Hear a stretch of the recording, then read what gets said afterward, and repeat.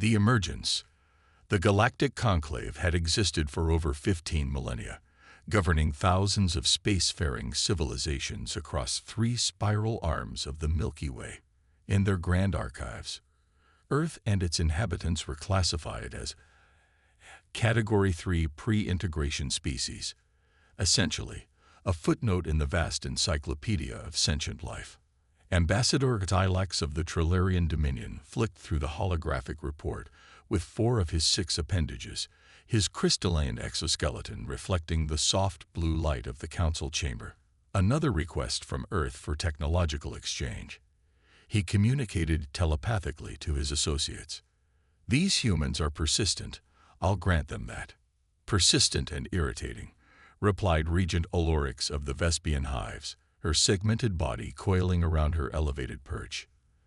They've barely mastered basic interplanetary travel, yet they presume to trade with spacefaring civilizations.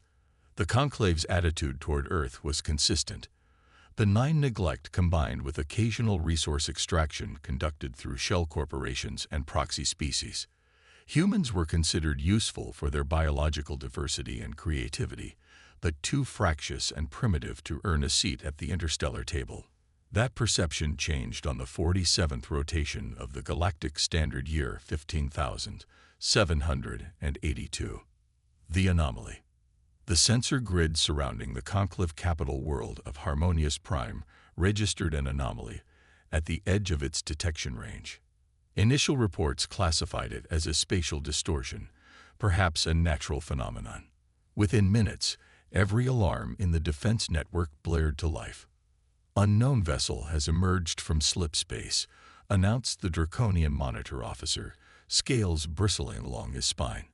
Configuration unknown. Size, impossible. Hovering above the central platform of the Conclave Defense Command, Supreme Commander Valther's tentacles writhed in agitation. Impossible how, officer? The vessel is approximately 3.7 kilometers in length, sir. Energy signatures exceed anything in our database by an order of magnitude. Valther's 4 eyes narrowed. Origin. The officer's voice dropped to a whisper. Earth. The Defiance. Captain Elena Ramirez stood on the bridge of the UES Defiance, humanity's first true warship built for interstellar conflict. The vessel represented 20 years of clandestine development, reverse engineering, and innovation, all conducted in secret beneath the ice sheets of Europa. Status report, she commanded, her voice steady despite the weight of history pressing down on her shoulders. Lieutenant Commander Ishiguro swiveled in his chair. All systems nominal, Captain. The slip space transition was clean. We are exactly where we intended to be, 0.2 light-years from Harmonious Prime. Ramirez nodded. And our observers. We're being scanned extensively. Multiple vessels are changing course to intercept, but they're maintaining distance. I believe we've caught their attention. A thin smile crossed Ramirez's face. That was the idea, Commander. For decades, Earth had struggled with the knowledge that they were not alone. First contact had been anticlimactic. Not a grand diplomatic exchange, but a gradual realization that some of the corporations operating on Earth were fronts for extraterrestrial interests. Humanity had been categorized, analyzed, and ultimately dismissed by the Galactic Conclave, allowed limited access to the stars, but denied the protections and opportunities afforded to full members. What the Conclave didn't know was that humans had been collecting fragments of advanced technology for years, studying and improving upon designs never meant for their hands. The Defiance wasn't just a warship, it was humanity's declaration that they would no longer accept second-class status in the galaxy. Comms, prepare to broadcast on all frequencies used by the Conclave, ordered Ramirez. It's time to introduce ourselves properly. The panic. Within the grand spire of Harmonious Prime, the Conclave Council convened an emergency session. Representatives from 50 major species and another 100 minor ones filled the chamber with a cacophony of sounds, smells, and psychic emanations. Fear permeated the room like a physical force. This is unprecedented. thundered Ambassador Krell of the hegemony, his massive fists pounding the obsidian table. The humans have violated every protocol of technological development. They've built a warship that could challenge our combined fleets. Supreme Arbiter Elissa, a being of pure energy contained within an ornic mechanical shell, raised a glowing appendage for silence. Let us not succumb to panic. We must assess the situation objectively. Admiral Zentar, what are we facing? The Admiral, a reptilian saurid with scales the color of burnished copper, activated the central hologram. The image of the Defiance rotated slowly above the council table. What you're seeing is the result of 5 years of intensive counterintelligence operations, Kumar explained. We've identified over 300 non-human entities operating on Earth without authorization or treaty protection. Ambassador Krell of the hegemony surged to his feet, massive hands clenched into fists. This is preposterous. Even if such operations existed, which I neither confirm nor deny, they would fall under standard protocol for observation of pre-integration species. Ramirez's eyes narrowed. Is it standard protocol to test biological weapons on pre-integration species, Ambassador?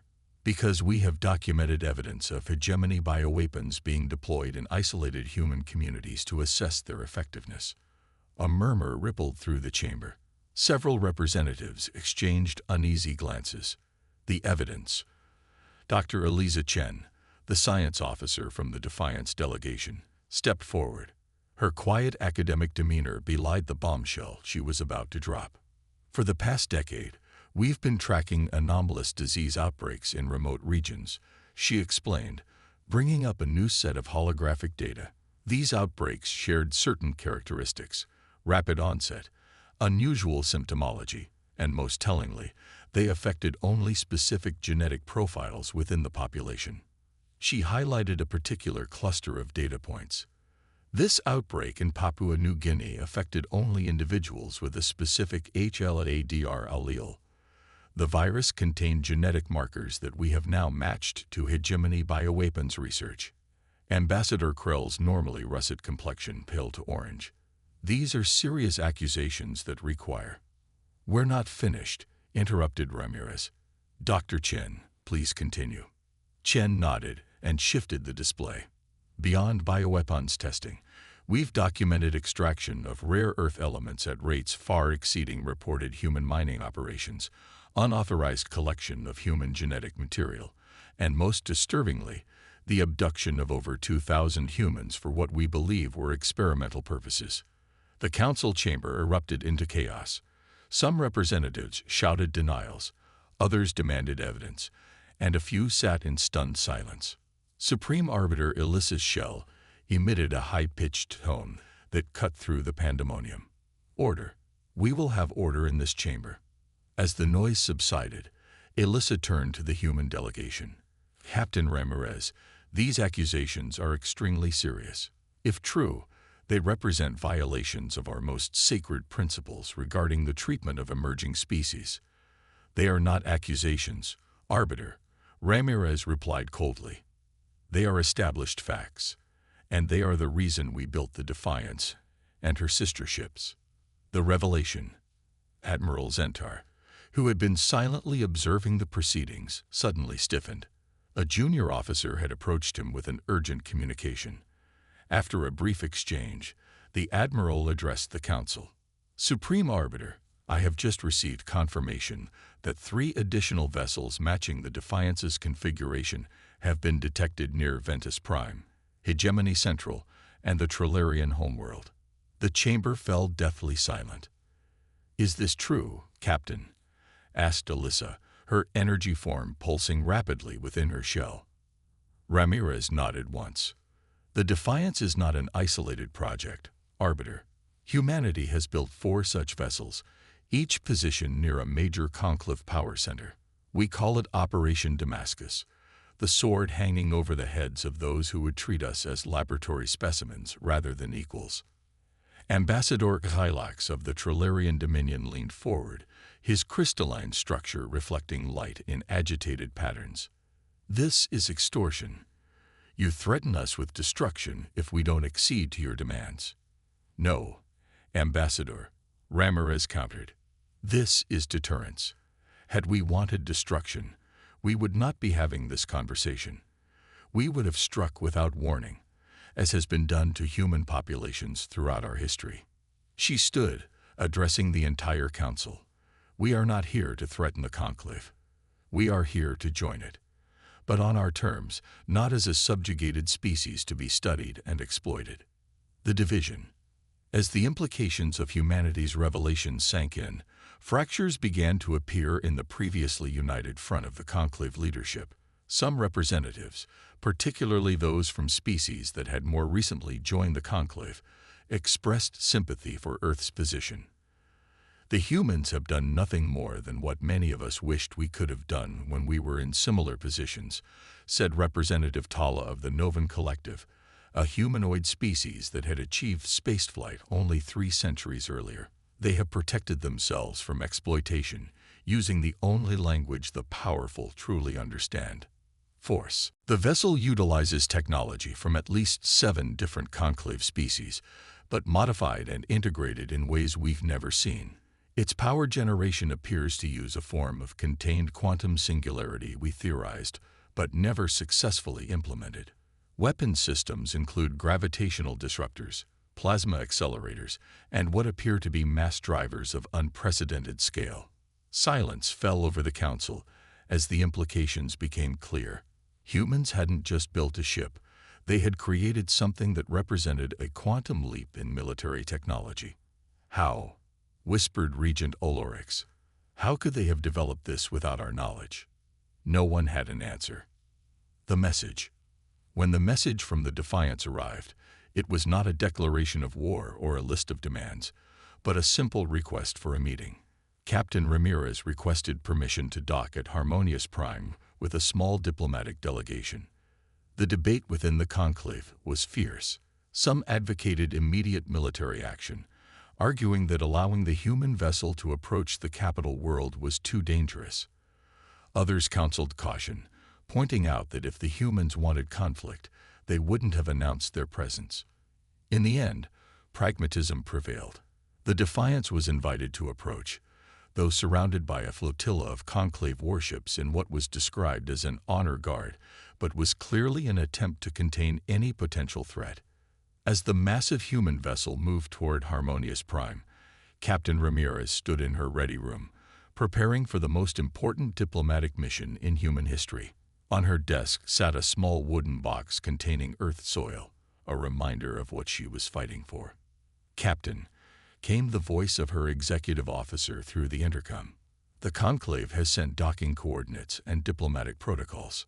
Ramirez took a deep breath. "Acknowledge received and inform them that we'll comply with their procedures, but make it clear that we come as equals, not supplicants." First contact.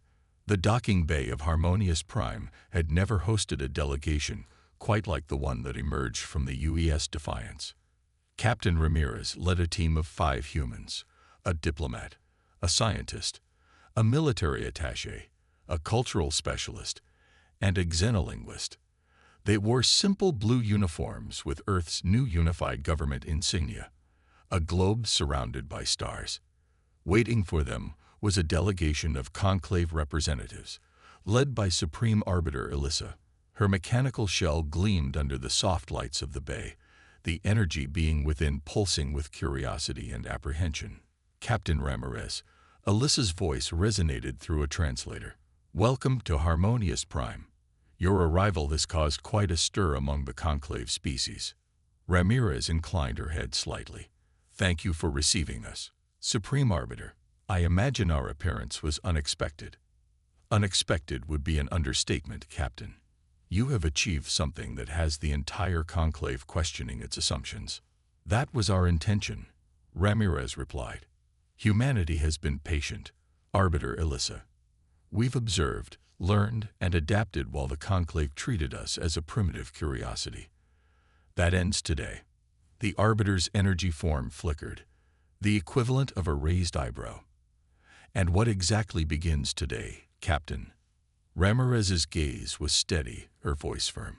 A renegotiation of humanity's place in the galaxy. As the human delegation was escorted toward the council chambers, communication officers aboard the Defiance received and decoded a transmission from Earth. The message was brief but significant. 3 more vessels of the Defiance class had emerged from their hidden construction facilities and were now in position near key conclave worlds. Humanity had not come to negotiate from a position of weakness. They had come to rewrite the rules of a game they had never been invited to play. The Reckoning. The Grand Council Chamber of Harmonious Prime had witnessed countless diplomatic exchanges, peace treaties, and declarations of war throughout its millennia of existence. But never had it seen anything quite like the confrontation unfolding between Captain Elena Ramirez and the assembled leaders of the Galactic Conclave. "Let me ensure I understand correctly," said Supreme Arbiter Elissa, her mechanical shell's indicators pulsing with a mixture of disbelief and concern. "You claim that conclave corporations have been systematically exploiting Earth for centuries." Ramirez nodded, her expression unwavering. "Not just corporations, Arbiter. We have evidence of direct involvement by at least 7 major conclave governments in unauthorized technology extraction, genetic sampling, and cultural manipulation of Earth." The human diplomat, Dr. Sanjay Kumar, activated a holographic display showing a complex web of shell companies, front organizations, and covert operations spanning centuries of human history. Others remained hostile, seeing the human actions as an existential threat to the established order. "If we acquiesce to these demands, what message does that send to other emerging species?" demanded Regent Olorix. "That building warships and threatening established powers is the path to recognition. This undermines the very foundation of the Conclave's authority." Supreme Arbiter Elissa listened to the debate with growing concern. Throughout her 1,000-year existence, she had witnessed many challenges to the Conclave's authority, but none quite like this. The humans had not only built vessels that could threaten major worlds, but had done so in complete secrecy, evading the extensive intelligence networks that the Conclave relied upon. "Captain Ramirez," she finally said, silencing the chamber, "what precisely does humanity want from the Conclave?" "The terms." Ramirez nodded to Dr. Kumar, who activated a new holographic display showing a series of proposed treaties and agreements. "Our terms are straightforward," Ramirez explained. "First, immediate recognition of Earth as a full member of the Galactic Conclave, with all rights and privileges thereof. Second, a comprehensive audit of all Conclave operations on Earth, with full disclosure and appropriate reparations for unauthorized activities. Third, unrestricted access to Conclave technological databases to verify that nothing is being withheld from us." She paused, letting the terms sink in before continuing. "In exchange, we will share our innovations, including several that the Conclave has been unable to develop independently, such as our quantum singularity containment technology and our advancements in materials science." "And the warships?" pressed Admiral Zenter. "What of the Defiance and her sisters?" "They remain under human control as our guarantee of fair treatment," Ramirez replied without hesitation. "However, we are prepared to discuss integration into a joint defensive framework once our position in the Conclave is secure." Ambassador Krell's laugh was harsh. "You dictate terms as if you've won a war that hasn't even been fought, human." Ramirez's gaze shifted to the hegemony representative, her expression hardening. "Make no mistake, Ambassador. A war with humanity would be costly beyond your imagination. We built 4 ships that you never detected. Consider what else we might have developed that you don't know about." The implied threat hung in the air like a physical presence. The choice. Supreme Arbiter Elissa called for a recess, allowing the Conclave representatives to consult with their governments. For 6 hours, the diplomatic channels blazed with urgent communications as the reality of humanity's position became clear. When the Council reconvened, the mood had shifted subtly. Fear remained, but it was now tempered with a grudging respect. "The Conclave has deliberated on your proposal, Captain Ramirez," Arbiter Elissa announced. "While some members remain opposed, The majority have voted to accept your core demands, with certain modifications. She activated a holographic document. Earth will be granted probationary membership in the Conclave, with full status to be conferred after a period of 50 standard cycles. The audit of Conclave activities on Earth will be conducted by a joint commission. Technology exchange will be gradual and reciprocal. Ramirez considered the counter-proposal. It wasn't everything humanity had demanded, but it was a start, recognition of their status, and the beginning of accountability. "We accept these terms as a foundation for further negotiation," she said finally. "But understand this clearly. Humanity will never again allow itself to be exploited or dismissed. We have earned our place among the stars, and we will defend it." Supreme Arbiter Ilyssa's energy form pulsed with what might have been relief. "Then let it be recorded that on this day, Earth has joined the Galactic Conclave, not through the traditional path of gradual integration, but through a demonstration of determination and strength that we would be wise to remember." The new order. As the human delegation returned to the Defiance, communications arrived from Earth confirming acceptance of the preliminary agreement. The other 3 warships would maintain their positions as a reminder of humanity's new stance, but tension across the galaxy began to ease. On the bridge of the Defiance, Captain Ramirez stood at the viewport, gazing at the glittering expanse of Harmonious Prime. "Do you think they'll honor the agreement?" asked Lieutenant Commander Ishiguro, joining her at the window. Ramirez considered the question. "Some will, others will resist. But they all understand now that humanity can't be ignored or exploited without consequences." "And the ships? Will we ever truly integrate them into a joint defense force?" A small smile crossed Ramirez's face. "Perhaps, but not before we've built their replacements." A small smile crossed Ramirez's face. "Perhaps, but not before we've built their replacements." As the Defiance prepared to depart, carrying the news of humanity's new status back to Earth, the message was clear across the stars. The era of human subservience was over. A new power had emerged in the galaxy, not through conquest or subjugation, but through the quintessentially human traits of ingenuity, determination, and the unwillingness to accept an unjust status quo. In the archives of the Galactic Conclave, Earth's classification was updated from Category 3 pre-integration species to something unprecedented, Category 1 emergent power.